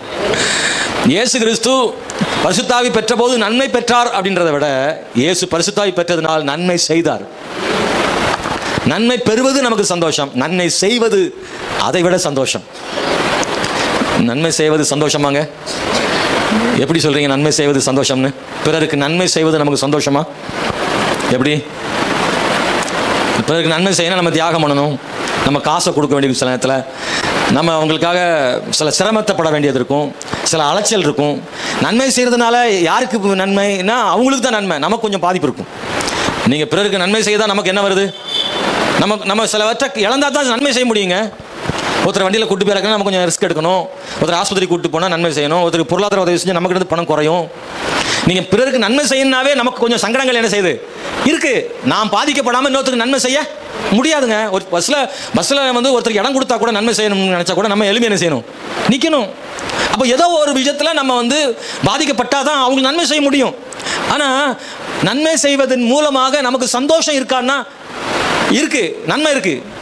நான் நன்மை செய்வதன் மூலமாக எனக்கு நன்மை இருக்கா அப்படின்னா இருக்கு. ஏன் தெரியுமா? அதாவது நீங்கள் பிறருக்கு நன்மை செய்கிறதுனால நமக்கு ஏற்படுற பாதிப்பு பெருசாக தெரியாது. எப்போன்னா நாம் யாருக்கு நன்மை செய்கிறோமோ அவங்க மனசில் ஒரு சந்தோஷமும் முகத்தில் சிரிப்பு வந்துருச்சுன்னா அது நமக்கு ஒரு மன நிறைவாயிரும். நம்ம பாதிப்பு பெருசாக என்ன செய்யாது தெரியாது. ஆமாவா இல்லையா? ஒரு கஷ்டப்பட்ட ஒருவருக்கு ஆகாரம் கொடுத்து அந்த ஆகாரத்தை அவங்க சாப்பிட்டு சிரிக்கும் போது அவங்க வயிறு நிறைஞ்சி நந்திப்பா தேங்க்யூ ஐயா அப்படின்னு அவங்க சொல்லும்போது இருக்கிற அந்த ஒரு மன ஆறுதல், ஒரு மன திருப்தி இருக்குல்ல, அந்த சந்தோஷம் இருக்குல்ல, அது நம்ம பட்ட பாதிப்பை விட பெரிது. புரிஞ்சுதுன்னா ஒரு கை வைத்து சொல்லுங்க அல்லேலூயா. நாம் நன்மை செய்வதனால் ஏற்படுகிற அந்த சந்தோஷம் ஒன்று இருக்கத்தான் செய்யுது. இயேசு கிறிஸ்து பரிசுத்தாவின் நிறைவை பெறும்போது நன்மை செய்யும் எண்ணம் அவருக்குள்ளே என்ன செய்து வந்தது. நீங்கள் நன்மை செய்கிறவங்க தானே. சபை கட்டாயம் நன்மை செய்ய வேண்டும். தேவ பிள்ளைகள் கட்டாயம் நன்மை செய்ய வேண்டும். ஏன்னா பரிசுத்தாவின் அபிஷேகம் யாருக்குள்ள இருக்கோ அவங்க நன்மை செய்கிறவங்களாக இருப்பாங்க. பரிசுத்தாவி பெற்றேன் என்று சொல்லியும் ஒருத்தர் கூட நன்மை செய்ய மனசே இல்லாத கருமிகளாக இருக்கிற ஆட்களுக்கு பரிசுத்தாவியே இல்லைன்னு அர்த்தம். கஞ்சாம்பெட்டியோட ஆண்டவர் ஆவியானவர் இருக்க மாட்டார். கஞ்சாம்பெட்டியோட ஆண்டவர் இருக்க மாட்டார். கிசுனித்தனம் பண்ணுறவனோட கர்த்தர் ஒருபோதும் இருக்க மாட்டார். தன் திராணிக்கு தக்க மற்றவர்களுக்கு செய்யும் நன்மை ஒருத்தட்ட இருந்தால் அவங்களோட பரிசுத்த ஆவியானவர் கட்டாயம் இருப்பார். ஏன்னா பரிசுத்த ஆவியான் நமக்குள்ளே இருக்கும்போது கண்ணுக்கு முன்னாடி ஒருத்தருக்கு நன்மை தேவைப்படும் போது அந்த நன்மையை நம்மால் செய்ய முடியும்னு இடம் வரும்போது அந்த ஆவியான் நம்மளை என்ன செய்வார்னா தூண்டி விடுவார். இதை செய்யணும்னு சொல்லுவார். நமக்குள்ளே உன் கண்ணுக்கு முன்னாடி ஒருத்தர் அப்படி இருக்கிறாங்களே, உன்னால் முடிஞ்சதை செய்யணும் ஆவியானவர் சொல்வார் இல்லையா? நிச்சயமாக பரிசுத்த ஆவியான் நன்மை செய்யும்படி தூண்டுகிறார். இயேசு கிறிஸ்து பரிசுத்த ஆவி பெற்றதிலிருந்து அவர் நன்மை செய்கிறவராய் சுற்றி திரிந்தார்னு சொல்லப்பட்டிருக்கிறார். பைபிளில் எங்கேயாவது இயேசு கிறிஸ்து தீமை செய்தார்னு சொல்லியிருக்கா? அப்படி எங்கேயுமே இல்லை. எல்லா இடங்களிலும் இயேசு நன்மை செய்து கொண்டே இருந்தார். யாரை பார்த்தாலும் சரி ஜனங்கள் ஓடி வந்தார்கள். ஏன்னா இயேசுட்ட நன்மை இருக்குன்னு ஓடி வந்தார்கள். பணக்காரர் மட்டுமல்ல, ஏழைகளும் கைவிடப்பட்டவர்களும் இயேசுவிடத்தில் வந்தார்கள். எல்லாருக்கும் செய்ய வேண்டியவர்கள் எல்லாம் அவர் செய்தார். ஸ்தோத்திரம். அவர் நன்மை செய்கிறார். அப்படின்னா பரிசுத்தாவி நமக்குள்ள வந்துட்டா நன்மை செய்கிற எண்ணமும் நமக்குள்ள என்ன செய்து வருது. ஆமாவா இல்லையா? அப்புறம் பாருங்க, அப்போஸ்தலர் 13 9 முதல் 10 வரை வாசிக்கிறேன். அதில் 3வது ஒரு விஷயத்தை சொல்கிறேன். பரிசுத்தாவி நமக்குள்ள வரும்போது நமக்கு நடக்கிற காரியம். 13ஆம் அதிகாரத்தில் 9 முதல் வாசிக்கிறேன். அப்பொழுது பவுல் என்று சொல்லப்பட்ட சவுல் பரிசுத்த ஆவியினால் நிறைந்தவனாய் உற்று பார்த்து, எல்லா கபடமும் எல்லா பொல்லாங்கும் நிறைந்தவனே, பிசாசின் மகனே, நீதிக்கெல்லாம் பகைஞனே, கர்த்தருடைய செம்மையான வழிகளை புரட்டுவதில் ஓய மாட்டாயோ? இதோ இப்பொழுதே கர்த்தருடைய கை உண்மையில் வந்திருக்கிறது. சில காலம் சூரியனை காணாமல் நீ குருடனாயிருப்பாய் என்றான். உடனே மந்தாரம் இருளும் அவன் மேல் விழுந்தது. அவன் தடுமாறி கைலாக கொடுக்க தேடினான். அப்பொழுது அதிபதி சம்பவித்ததைக் கண்டு அவருடைய உபதேசத்தை குறித்து ஆச்சரியப்பட்டு விசுவாசிதான். நான் இங்கே வாசிக்கிற போது பவுல் சொன்ன ஒரு வார்த்தையை படிக்கிறேங்க. பரிசுத்தாவி அவன் நிறைந்தவனாய் அவனை உற்று பார்த்து. யாருன்னா ஒரு மாய வித்தைக்காரனை பற்றி சொல்லியிருக்கு. அவன் ஒரு அதிபதிக்கு பவுல் சுவிசேஷம் சொல்றார். அவர் அதிபதிக்கு சுவிசேஷம் சொல்றார். பரியேசு என்னும் பேர் கொண்ட மாய வித்தைக்காரன் அவன் கூட இருக்கான். கள்ள தீர்க்கதரிசி அவன். செர்கியூ பவுல் என்று சொல்லக்கூடிய ஒரு அதிபதிக்கு பவுல் சுவிசேஷம் சொல்லும்போது இவன் அதை கெடுக்கிறான். இன்னைக்கும் அது மாதிரி ஆள்லாம் இருக்காங்க. யார் மாதிரி ஆளு? பரியேசு மாதிரி. நம்ம யாருக்காவது சுவிசேஷம் சொல்லும்போது இடையில பூந்து தடுக்கிறதுக்கு சிலர் இருப்பாங்க. பார்த்துருக்கீங்களா? நம்ம அப்போ தான் கொஞ்சம் டைம் கிடச்சி ஏசு நல்லவர்னு சொல்லிட்டு இருப்போம். இவன் குறுக்க பூந்து அவன் ஒரு சினிமாவை சொல்லிக்கிட்டு இருப்பான். ஆமாவா இல்லையா? எக்கா அந்த சீரியலில் பார்த்தீங்களான்னு அவன் ஆரம்பிச்சிருவான். நாம இப்போ தான் வாய்ப்பு கிடைக்குன்னு இயேசு கிறிஸ்துவுடைய பாடு மறந்து சொல்லிக்கிட்டு இருப்போம். அவன் வேற ஒன்று சொல்லி கல்யாண வீட்டை பற்றி பேசி சடங்கு வீட்டை பற்றி பேசி எனத்தையாவது ஒரு வம்புழுத்து அப்படியே ட்ராக் மாற்றி நம்மளை சுவிசேஷம் நம்மளை சொல்ல விடாமல் ஆக்கி அல்லது ஏதாவது ஜோக் அடித்து சிரிக்க வச்சு தேவனுடைய சுவிசேஷத்தை ஜீவனுள்ள வார்த்தைகளை சொல்வதற்கு தடையாக குறுக்கே வருகிற ஆட்கள் இருக்கிறார்களவா? அது மாதிரி ஒருத்தன் அன்னைக்கு பவுல் சுவிசேஷம் சொல்ல சொல்ல கூட சேர்ந்து எதையாவது குழப்படி பண்ணிட்டே இருந்தான். பவுலுக்கு கோபம் வந்துருச்சு. அல்லேலூயா. பவுல் பரிசுத்தாவியில் நிரம்பி, கோபத்தில் இல்லை, பரிசுத்தாவியில் நிரம்பி சொல்றாரு, கர்த்தருடைய கை உண்மையில வந்திருக்கு. சொல்ல, நீதிக்கெல்லாம் பகைஞனே, கர்த்தருடைய செம்மையான வழிகளை புரட்டுவதில் ஓய மாட்டாயா? நீ சூரியனை காணாம குருடனாக இருப்பாய். அல்லேலூயா. நாமளும் அது மாதிரி சொல்லிட வேண்டாம். அடி தீட்டிடுவாங்க. யாராவது அக்காவது அண்ணனாவது நம்மகிட்ட நம்ம சுவிசேஷம் சொல்லும்போது இடையில பூந்தா நீ குருடனாக இருப்பாய்னா அடி. நம்ம அப்படிலாம் சொல்ல வேண்டாம். ஆனால் ஆண்டவர் தீமைக்கு விலக்கி பாதுகாக்கிறவர். அல்லேலூயா. நம்முடைய நாவின் அதிகாரத்தை கர்த்தர் கொடுத்துருக்கிறார். நம்ம யாரையும் சபிக்கிறதில்லை. நான் யாரையும் சபிக்கிறதில்லை. நம்ம சபிக்கக்கூடாது. பல நேரங்களில் நமக்கு விரோதமாக செய்கிறவங்களை பார்த்து நான் சபிக்கிறதில்லை. ஒரே ஒரு வார்த்தை, ஆண்டவரே நீங்களே நியாயம் தீர்த்துவிடும். அவர் கையில் ஒப்பு கொடுத்துட்றோம். நாமளா நியாயம் தீர்க்க வேண்டாம்னு, ஆண்டவரே நீர் பார்த்து கொள்ளும்னு கர்த்தர்ட்ட நம்ம ஒப்பு கொடுக்குறோம். அதைத்தான் செய்கிறோம். ஆனால் பவுல் தனக்கு தீமை செய்கிறவனை மேற்கொண்டார். சுவிசேஷம் சொல்ல விடாம தடை செய்த ஒருவனை பவுல் இன்னொரு வழியில் மேற்கொண்டான். அவன் சொன்னது நடந்தது, அவன் அப்படி ஆகிவிட்டான். இதை பார்த்த உடனே அந்த அதிபதி பார்த்தாரு, இதை கண்டு விசுவாசித்து இயேசுவை ஏற்றுக்கொண்டான். இவ்வளவு பெரிய வல்லமை இங்கே இருக்கிறது. பரிசுத்த ஆவி நமக்குள்ளே வரும்போது பவுலுக்குள்ள இருந்த அந்த அதிகாரத்தை, அந்த வல்லமையை நமக்குள்ளே சேர்த்து கற்றுக் கொடுக்கிறார். பவுல் கையாண்ட விதம் வேறுமா இருக்கலாம், நாமும் கூட தீமைகளை எதிர்கொள்ளும் முறை வேற மாதிரி கூட கர்த்தர் நமக்கு தரலாம். ஆனால் நிச்சயமாக தீமைகளை மேற்கொள்ளும் வல்லமைகளை பரிசுத்த ஆவி நமக்கு தருகிறார். நம்முடைய வாழ்விலும் இது போன்ற பல தீமைகள் நமக்கு வரும். நமக்கு விரோதமான குழப்புகிறவர்கள் வருவார்கள், நமக்கு விரோதமான சத்துருக்கள் எழும்புவார்கள், நாம் தேவனுக்காக செய்ய வேண்டியவைகளை தடுக்கிற கூட்டங்கள் வரும். ஆனால் அது எல்லாத்தையும் மேற்கொள்வதற்கு தேவன் பரிசுத்த ஆவி நமக்குள்ள வரும்பொழுது அந்த வல்லமையை நமக்கு தரார். நான் ஆண்டவருக்காக இதை செய்ய நினைக்கிறேன், இதை கெடுக்கிறாங்களே அப்படின்னு நினைக்கிறீங்கன்னா நீ கவலைப்படாதீங்க. உங்கள் வாயின் அதிகாரத்தை பயன்படுத்துங்க, நல்லா ஜெபம் பண்ணுங்க, கர்த்தர் அதை மேற்கொள்ள தேவன் கிருபை செய்வார். 4வது அப்போஸ்தலர் 13ஆம் அதிகாரம் 52வது வசனத்தை வாசிக்கிறேன். 52 சீஷர்கள் சந்தோஷத்தினாலும் பரிசுத்த ஆவியினாலும் நிரப்பப்பட்டார்கள் சொல்லி நான் வேகமாக சொல்ல விரும்புகிறேன். எப்போ நம்ம பரிசுத்தாவில் நிரப்பப்படுகிறோமோ அப்போ இன்னொன்றும் கிடைக்கும், நமக்கு சந்தோஷம் கிடைக்கும். அல்லேலூயா. பரிசுத்த ஆவியான நமக்குள்ள வந்தால் துக்கம் அல்ல, அவர் வந்துட்டாருன்னா மகிழ்ச்சி இருக்கும். பைபிளில் பல இடங்களில் பரிசுத்த ஆவி ஊற்றப்பட்டிருக்கிறாரு. அந்த பரிசுத்த ஆவியினாலே சீஷைகள் அந்த பட்டணங்களுக்கு சந்தோஷத்தை கொடுத்துருக்கிறாங்க. அப்போஸ்தலர் 8ஆம் அதிகாரத்தில் பிலிப்பு அந்த சமாரியாவில் ஊழியம் செய்த போது பரிசுத்த ஆவியில் நிறைந்தவனாக அங்கே தேவனுடைய ஊழியத்தை அவன் செய்த போது அந்த பட்டணத்தில் மிகுந்த சந்தோஷம் உண்டாயிட்டுன்னு அந்த பைபிளில் 8:8 வாசிக்கிறோம். இந்த வசனத்தில் படிச்சீங்கன்னா சீஷைகள் சந்தோஷத்தினாலும் பரிசுத்த ஆவியினாலும் நிரப்பப்பட்டார்கள்னு பைபிளில் எழுதப்பட்டிருக்கு. அப்படின்னா சகோதரனே சகோதரியே, நீங்கள் பரிசுத்த ஆவியின் அபிஷேகத்தை பெறும்போது சந்தோஷத்தால் நிரப்பப்படும்படி கர்த்தர் கிருபை செய்கிறார். 5வது நான் சொல்கிறேன், நமக்குள்ள எப்போ பரிசுத்த ஆவியான அபிஷேகம் வருதோ, ஆவியான் எப்போ நமக்குள்ள வராரோ அப்போ நமக்கு தைரியம் கிடைக்கும். பரிசுத்த ஆவி நமக்குள்ளே வரும்போது தைரியமும் நமக்குள்ளே வருது. பரிசுத்த ஆவி தனியாக வர்றதில்ல, அவர் வரும்போது இதெல்லாம் கொண்டு வர்றார். அப்போஸ்தலர் 4:31 படிக்கிறோம். அப்போஸ்தலர் நடவடிக்கைகள் 4ஆம் அதிகாரம் 31வது வசனத்தை படிக்கிறோம். அவர்கள் ஜெபம் பண்ணின போது அவர்கள் கூடியிருந்த இடம் அசைந்தது, அவர்கள் எல்லாரும் பரிசுத்த ஆவியினால் நிரப்பப்பட்டு தேவ வசனத்தை தைரியமாக சொன்னார்கள். ஆனால் அதுக்கு முன்னாடி என்ன இல்லை? தைரியம் இல்லை. நம்ம எல்லாருக்கும் தெரியும், வசனத்தை படிச்சிருக்கிறோம். இந்த சீஷர்களுக்கு முன்பு தைரியம் கிடையாது, அவங்க பயந்தார்கள். அதாவது தைரியமாக பேசுறது இல்லை, நிற்கவே இல்லை. அவங்க முன்னாடி அவங்க முகத்தை கூட பார்க்க தைரியம் இல்லை, பார்க்கவே தைரியம் இல்லாத ஆட்கள் எப்படி பேசுவாங்க? ஓடி போனார்கள். பிரதான ஆசாரியனையும் வேத பாரகரையும் பரிசேயரையும் கண்டபோது சீஷர்கள் ஓடி போனார்கள். ஆனால் இன்னைக்கு நேர நின்று பேசுறாங்க, எதிர நின்று பேசுறாங்க. நாங்கள் தேவனுக்கு கீழ்ப்படுகிறதா அல்லது மனுஷனுக்கு கீழ்ப்படுகிறதா? நாங்கள் தேவனுக்கு தான் கீழ்ப்படிவோம். நாங்கள் சுவிசேஷத்தை சொல்லுவோம். சிலுவையில் மரித்து உயிர் தெழுந்த இயேசுவை நாங்கள் சாட்சியாக சொல்லித்தான் ஆவோம் என்று தைரியமாக சொன்னாங்க. இந்த தைரியம் எங்கிருந்து வந்துச்சு?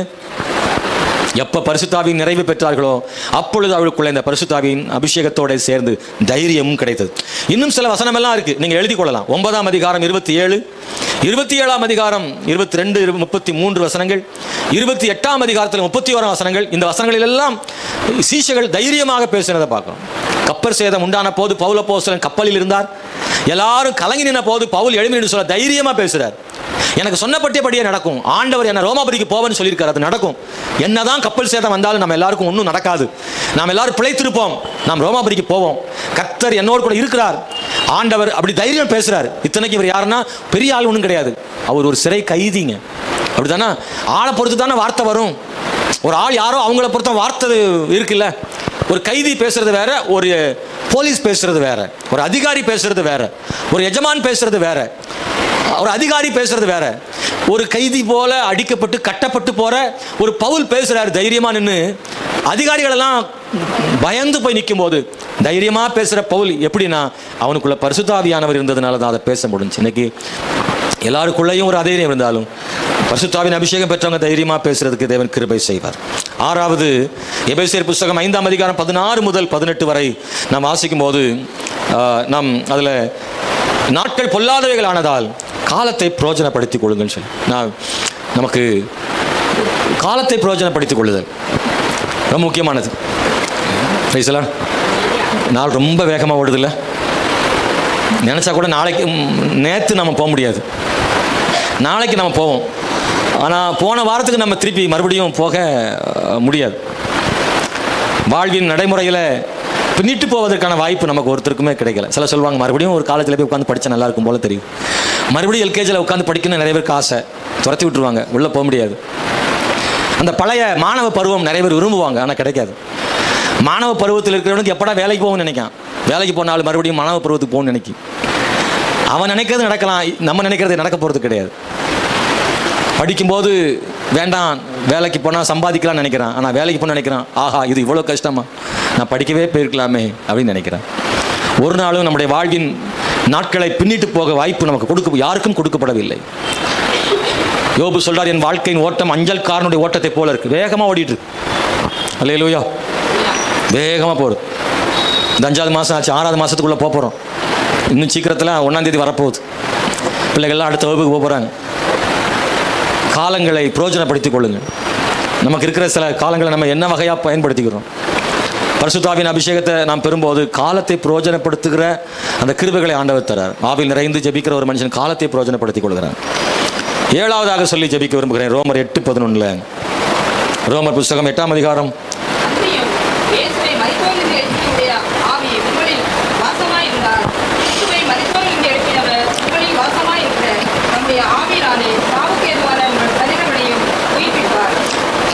ஆவியினாலே மரித்தோரிலிருந்து எழுப்பினவர் உங்களில் வாசமாயிருக்கிற தம்முடைய ஆவியினாலே சாவுக்கு ஏதான உங்கள் சரீரங்களை உயிர்ப்பிப்பார். அல்லேலூயா. எப்படி இயேசு கிறிஸ்து உயிர்ப்பிக்கப்பட்டாரோ ஆவியினாலே, அதுபோல தேவ பிள்ளைகளும் ஆவியினாலே உயிர்ப்பிக்கப்படுகிறார். பழைய ஏற்பாட்டில் ஒரு சம்பவம் சொல்லியிருக்கு. எசேக்கியேல்ல உலர்ந்த எலும்புகள் நிறைந்த பள்ளத்தாக்கில் பாருங்க, அது தனித்தனியாக கிடக்கிறது. எசேக்கியேலை பார்த்து ஆண்டவர் சொல்ல, இது உயிரடையுமான்னு. அது உமக்கு தெரியும்ட்டான் முதல்ல. ஸ்தோத்திரம், நரம்புகள் உருவாகட்டும், எல்லாம் உருவாயிருச்சு. கடைசியில் தம்முடைய ஆவியை ஊற்றின பொழுது அது உயிரடைந்தது. அந்த எலும்புகள் எல்லாம் ஒரு சேனையாக எழும்பி நின்றது.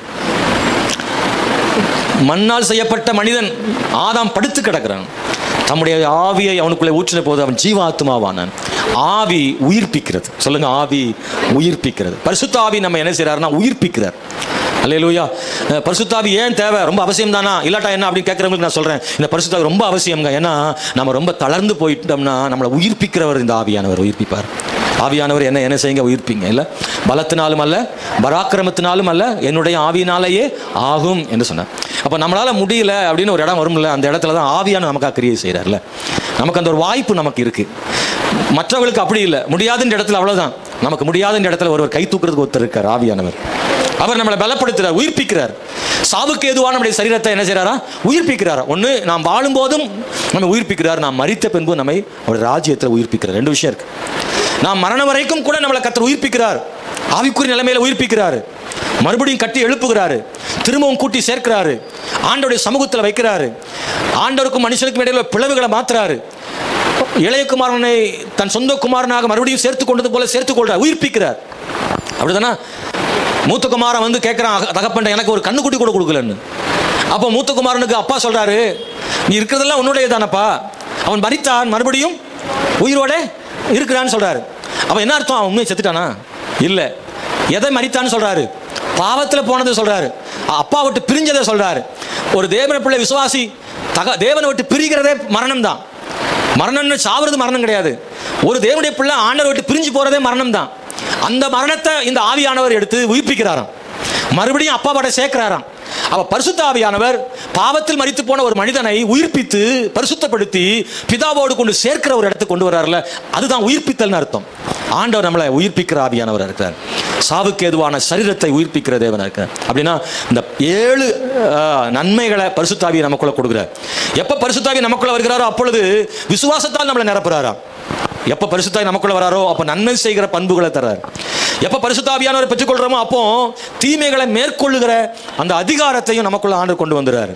எப்போ பரிசுத்த ஆவி பெறுகிறோமோ அப்போதே மகிழ்ச்சியையும் நமக்குள்ள கொடுக்கிறார். எப்போ பரிசுத்த ஆவி பெறுகிறோமோ அப்போ தைரியத்தை கொடுக்கிறார். எப்போ பரிசுத்த ஆவி நமக்குள்ள வராரோ அப்போ நாட்களை பயன்படுத்திக்கிற ஒரு கிருபைகளை தரார். எப்போ பரிசுத்த ஆவி பெறுகிறோமோ அப்போ நம்மளை உயிர்ப்பிக்கும்படியான காரியத்தை அவர் செய்கிறார், அந்த பலனை கொடுக்குறார். நம்ம எல்லாரும் எழுப்பி நின்று ஜெபம் பண்ணி முடிக்க போகிறோம். இந்த கால வேளையில் ஒரு முறை கூட ஆண்டவர்கிட்ட கேளுங்க, ஆண்டவரை என்னை நிரப்பி விடுங்க, இந்த அபிஷேகத்தை எனக்கு கொடுங்க ஆண்டவரே. பரிசுத்தாவின் அபிஷேகத்தை பெற்றுக்கொள்வதற்கு என்னை தாழ்த்துறப்பா. என்னை முழுவதும் ஒப்பு கொடுக்குறேன் ஆண்டவரே. பரிசுத்தாவின் நிறைவை நான் பெற்றுக்கொள்ள வேண்டும் ஆண்டவரே. இந்த தேவனே துதிக்கிறோம் கர்த்தாவே. எல்லாரும் சத்தத்தை உயர்த்தி ஆண்டவர்கிட்ட கேட்குறீங்களா? ஆண்டவர் எனக்கு முடிய அபிஷேகத்தின் நிறைவை ஆண்டவர் தாரும். பரிசுத்தாவின் நிறைவை எனக்கு ஆண்டவர் தாரும். ஆண்டவரே, எனக்குள்ள ஆவியானவர் எப்போதும் இருக்க வேண்டும் ஆண்டவரே. இயேசுவின் நாமத்தில் ஆண்டவரே நன்றி நன்றி நன்றி நன்றி ஆண்டவரே. எல்லாரும் சொல்வோமா? Thank you Jesus. நன்றியோடு துதிக்கிறோம் ஆண்டவரே. சர்வ வல்லமை உள்ள தேவனுக்கு மகிமை உண்டாவதாகும். ஆண்டவரே நன்றியோடு துதிக்கிறோம் ஐயா. ஹல்லேலூயா ஹல்லேலூயா ஹல்லேலூயா. நமக்கு இன்னும் நேரம் இருக்கிறது. ஒரு முறை கூட ஆண்டவர்கிட்ட சொல்லி அவருடைய ஆவியானுடைய அபிஷேகத்துக்காக ஆண்டவர்கிட்ட ஜெபம் பண்ண போகிறோம். ஆண்டவர் என்னை நிரப்பி விடுங்க ஆண்டவரே. கர்த்தாவே மை ஸ்தோத்திரம் ஸ்தோத்திரம் ஸ்தோத்திரம் ஆண்டவரே. ஹல்லேலூயா ஹல்லேலூயா ஹல்லேலூயா ஹல்லேலூயா. இயேசுவின் நாமத்தினால இயேசுவின் நாமத்தினால எங்கள் பரிசுத்த ஆவியானவரே நன்றியோடு நாங்கள் துதிக்கிறோம் ஆண்டவரே. இப்பொழுதே எங்கள் ஒவ்வொருவரையும் கத்த நிரப்பும்படியாக ஜெபம் பண்ணுறோம் ஆண்டவரே. நாங்கள் பெற்றுக்கொண்ட அபிஷேகத்தை புதுப்பிங்க ஆண்டவரே. ஓ ஹல்லேலூயா. நாங்கள் ஒரு மனமாய் வருகிறோம் ஆண்டவரே. கீழ்ப்படிந்து வருகிறோம், காத்திருக்கிறோம் ஆண்டவரே. எங்களை நிரப்புகிற ஆவியானவருக்கு எங்களை ஒப்பு கொடுக்கிறோம் ஆண்டவரே. ஓ ஹல்லேலூயா. எல்லாரும் கண்களை மூடி ஒரு மனமா ஜெபம் பண்ணுவோமா? வேற சிந்தை அல்ல. கண்களை திறந்து வேடிக்கை, தயவு செய்து ஜெப நேரங்களில் கண்களை திறந்து வேடிக்கை பார்க்காதீங்க. நீங்கள் ஜெப நேரத்தில் கண்ணை திறந்துருந்தீங்கன்னா நீங்கள் ஒரு நாள் ஆண்டோட ஆசீர்வாதத்தை பெற்றுக்கொள்ளவே முடியாது. ஆண்டோட ஆசீர்வாதம் ஒருபோதும் கிடைக்க போறதில்லை. ஜெப நேரத்தில் ஒரு மனமா கண்ணை மூடி ஆமென் ஸ்தோத்திரம். நம்ம கண்ணை மூடுறதே ஒரு மனத்துக்கு தான் கண்ணை மூடுறோம். கண்ணை திறந்து பார்த்தா ஏதாவது அது தெரியும், நம்ம ஒரு மனம் கெட்டு போயிடும். நாம் கண்களை மூடி ஆண்டவருடைய சமூகத்தில் ஒரு மனதாக ஜெபம். ஆண்டவரே என் வாழ்வை ஆவியால் நிரப்பும் ஆண்டவரே. நான் பெற்றுக்கொண்ட அபிஷேகத்தை இழந்து விடாதபடி மறுபடியும் புதுப்பிக்கும்படியாய் கிருபை செய்யும். அல்லேலூயா அல்லேலூயா அல்லேலூயா. தேவ ஆவியானவரே நன்றியோடு துதிக்கிறோம் ஆண்டவரே. நன்றி ஆண்டவரே நன்றி ஆண்டவரே. இயேசுவின் நாமத்தினாலே ஊழியக்காரனாக எனக்கு முடிய அபிஷேகத்தை இன்னும் அதிகமாய் தாரும். விசுவாசிகளுக்கு முடிய அபிஷேகத்தை அதிகமாய் தாரும். நாங்கள் எப்போதும் நிரப்பப்பட்டவர்களாக இருக்கணும் ஆண்டவரே. பவுல், பேதுரு போன்ற சீஷர்கள் எல்லாரும் அப்போஸ்தலர்கள் எப்படி ஆவில் நிரம்பி இருந்தார்களோ, ஆதி சபை எப்பொழுது ஆவில் நிரம்பி இருந்தது, அதுபோல் நாங்களும் ஆவில் நிரம்பி இருக்க தேவன் கிருபை செய்யுங்க ஆண்டவரே. ஆண்டவரே நன்றியோடு துதிக்கிறோம். அந்த பரிசுத்த ஆவியின் அபிஷேக தைரியத்தை எங்களுக்கு தந்தருளுவீராக. தைரியத்தை கொடுப்பீராக. இந்த உலகத்தை ஜெயிப்பதற்கு, பாவத்தை ஜெயிப்பதற்கு, கொடூரமான மனிதர்களை மேற்கொள்வதற்கு ஒரு ஜெயமுள்ள ஆவி எங்களுக்கு தருவீராக. ரீதா ரக்கமா சந்தனா துரபாபா ரபலபா ரீதரமா ஷபலதரபலபா. இந்த உலகத்துல ஆவியான இருந்தாலும் ஜெயிக்க முடியும். தேவனுடைய பிள்ளைகளை, கடினமான உலகத்துல வாழ்றோம். இந்த உலகத்துல ஒரு பெரிய வெற்றியுள்ள வாழ்க்கை வாழ்றதுக்கு பரிசுத்த ஆவியான அவசியம் தேவைப்படுறாரு. ஹல்லேலூயா ஹல்லேலூயா ஹல்லேலூயா. ஆமென் ஸ்தோத்திரம். பரிசுத்த ஆவியானவர் இல்லாம நம்ம பாவத்தை சந்திக்கிறதுக்கும் பரிசுத்த ஆவியோடு கூட பாவத்தை சந்திக்கிறதுக்கும் இடையில வித்தியாசம் இருக்கு. நம்ம பரிசுத்த ஆவியானவரோட பாவத்தை எதிர்கொள்ளும் போது அந்த இடத்துல நம்மளை ஆண்டவர் ஜெயம் எடுக்க வைக்கிறாரு. அல்லேலூயா அல்லேலூயா அல்லேலூயா. பாவம் செய்த பேதுரு மறுபடியும் பாவம் செய்யாதபடிக்கு பரிசுத்த ஆவியானவர் அவனை காத்தாரே. என் தேவன் எங்களுக்குள் எப்பொழுதும் இருப்பீராக. எல்லா கைத்தட்டி நல்ல ஆவியில் நிரம்பி. ஓ தேங்க்யூ. ஆண்கள், பெண், எல்லாரும் ஓ ரீமா லதா ரஷந்தனா துரபா ரிபாபா லதமா ரீதரமோ ஷதுரி மிதரபா லபா தியாரபா நதரபா. ஓ இன்றைக்கு அபிஷேகத்தால் நிரப்புங்க ஆண்டவரே. பெற்றுக்கொள்ளாதவர்களுக்குள்ளேயும் அந்த ஆவியின் அபிஷேகம் ஊற்றப்படுவதாக ஆண்டவரே. இயேசுவே மை துதிக்கிறப்பா. ஆவியானவர் அவருடைய மழை ஒவ்வொருவருடைய வீடுகளிலும் இருக்கட்டும் அப்பா. தேவனே எங்களையும் எங்கள் குடும்பத்தையும் ஆண்டவரை உம்முடைய ஆவியினால் நிரப்பியருளும் ஆண்டவரே. இந்த பரிசுத்த ஆவியின் அபிஷேகம் ஆராதனைகளில் மட்டுமல்ல ஆண்டவரே, நாங்கள் பயணம் செய்யும் பொழுதும், நாங்கள் வீடுகளில் இருக்கும் பொழுதும், வேலை செய்யும் பொழுதும், எல்லா நேரமும் இந்த ஆவியான எங்களோடு இருப்பீராகப்பா. ஆண்டவரே எங்கள் உள்ளம் ஆவியால் நிரப்பப்பட்டிருப்பதாக இயேசுவே மை துதிக்கிறோம். சபையில விசுவாசிகள் ஊழியர் செய்யும் போது இந்த ஆவியானவர் உங்களுக்கு துணையாக இருப்பீராக. சுவிசேஷம் சொல்லும் போது, கேசல் நடத்தும் போது, சண்டே ஸ்கூல் நடத்தும் போது இந்த ஆவியானவர் அவர்களை வல்லமையாய் பயன்படுத்துவீராக. அவங்க பேசும்போது அந்த வார்த்தைக்குள்ள பரிசுத்த ஆவியானவர் வரம் கிரியை செய்யட்டும். சுகமளிக்கும் வரம் உண்டாகட்டும். அற்புதம் செய்கிற வல்லமை அவங்க வார்த்தையில் வெளிப்படுவதாக. அவங்க நடந்து போகும்போது பிசாசு கண்டு பயந்து ஓடட்டும். ஆண்டவரே அவருடைய கைகளின் மூலமாய் கிரியைகளில் பரிசுத்த ஆவியானவர் கிரியை செய்வீராக. சபையில் இருக்கிற ஒவ்வொருவரையும் ஆவியால் நிரப்புவீராக. ஆண்டவரே உங்க நாமத்தை மட்டும் மகிமைப்படுத்துங்க. இயேசுவின் நாமத்தில் ஜெபிக்கிறோம் நல்ல பிதாவே. ஆமென்.